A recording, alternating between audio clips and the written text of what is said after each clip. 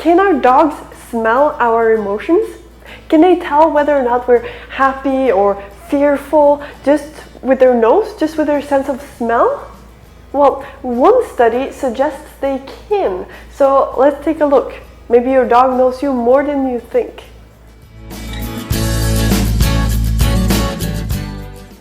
Hi, I'm Ingunn, the Norwegian Viking behind Viking Dog Girl. I hold a certificate as a pet food nutrition specialist, and I'm here every week to share tips and no BS truth, the Viking way, on all things dog, so that you can help your dog be as healthy, happy, and live as long as possible.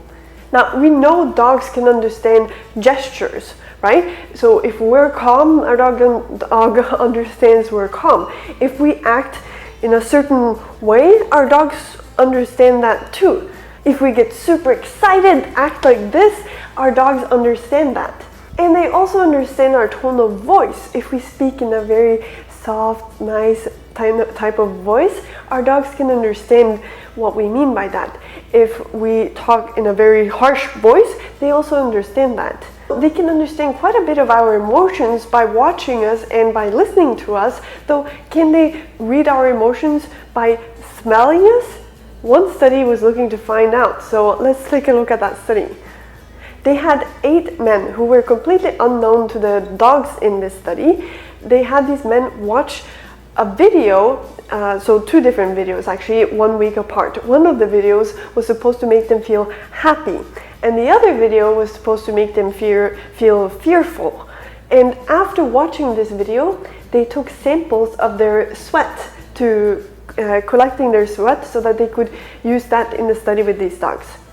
Now, the actual study with the dogs involved 40 different dogs, one dog at a time. And the setup was that they had one room, and the owner of the dog would be in one corner reading a magazine, completely ignoring the dog, and in another corner there would be a stranger, the dog, someone the dog had never met before, also reading a magazine, completely ignoring the dog. And in the center of this room, they would have the sweat sample. So it would either be a sweat sample from a man who was supposed to have been feeling very happy right before the sweat sample was taken, or from a man who had been feeling fearful. Or the sweat sample would be a kind of a control sample that wasn't actually a sweat sample at all. Now, what they wanted to find out was how the dog would react with this sweat sample in the room. So if the sweat sample would actually affect the dog's behavior as well as the dog's heart rate. So they were also measuring the dog's heart rate at this point. Now, according to the authors of this study, what they found was that the dog's heart activation was significantly higher in the fear condition compared to both the happiness and the empty condition. So the dogs had a higher heart rate when they had the fearful sweat sample was in the room compared to when there was the happiness sweat sample in the room, or when there was no sweat sample. And that's kind of interesting because it's something that you would in a way predict as well, because if a dog is fearful, the heart rate should go up, right? And if the dog is fearful, it might have actually smelled the fear from the sweat sample, and that had actually made the dog fearful. That's at least the theory. The dogs were also paying more attention or being more around their owners when the fear sample was there, which also in a way makes sense. If a dog is fearful, it will more likely be closer and want to be close to their owner, right? Plus, when the happiness sweat sample was in the room, the dogs paid more attention or were more willing to approach the stranger, which is also a bit interesting, because if the dog is actually happy, you might think that the dog has more confidence and more willing to explore and approach strangers. And if the happiness sweat sample, the sweat of a happy man, induced this type of behavior, it might have actually made the dog happy just by smelling the happy sweats. They also showed more stressful behavior when the fear fearful sweat sample was present. By the way, if you enjoyed this kind of no BS videos on all things dog, then do remember to click that subscribe button and turn on notifications to follow my channel for lots more tips. And also remember to follow me on Instagram at VikingIngunn. Now back to the study. So it really seems like the sweat sample actually affected how the dogs in this study behaved.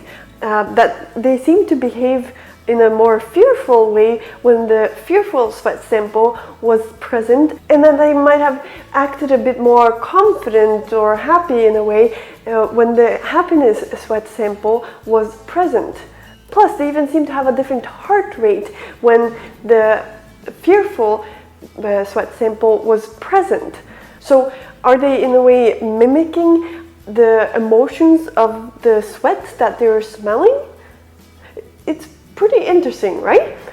Of course, in a normal situation, dogs won't necessarily act only based on their smell, because if we are angry in front of our dogs, so that not necessarily at our dogs, but if we're angry in general and our dogs can see us, we'll both have gestures that go with that anger and maybe a tone of voice as well if we're talking. So our dogs might be able to pick up a lot of different ways or tell in a lot of different ways that we are angry by looking at us, by listening to us, and also smelling us. However, if you have been happy or fearful or angry before you go back home to see your dog, maybe your dog can actually smell that emotion on you afterward.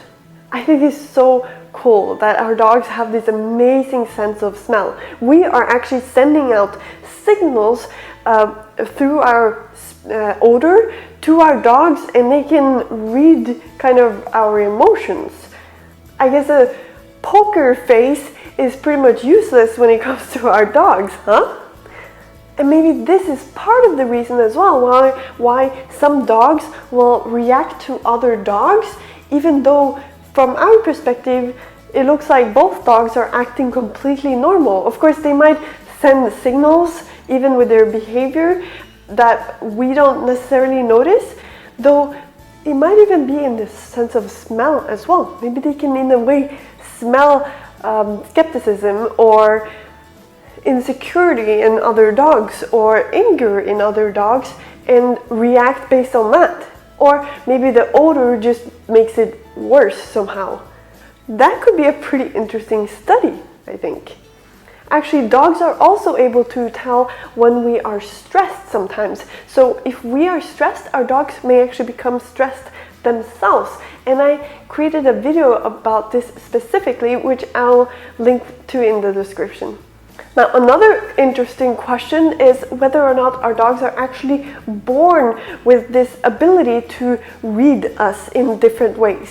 So that it's just instinct that they're born with, possibly through the evolution of actually living with us for thousands and thousands of years.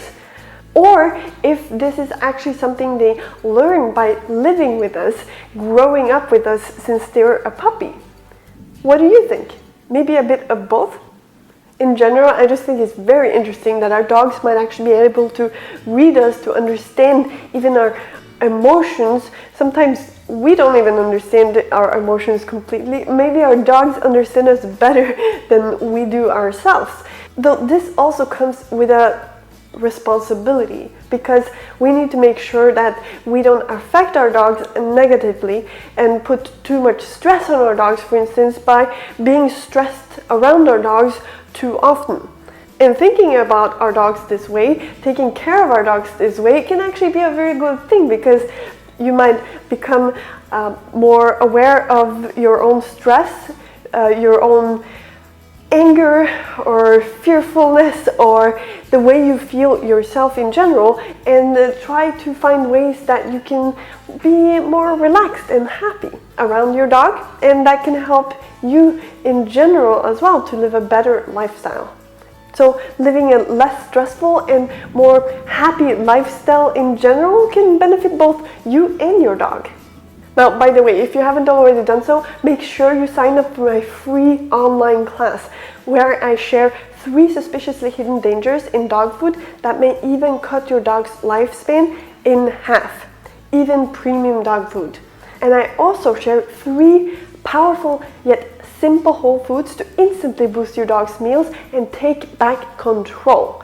What I share in this online class is something every dog owner should know.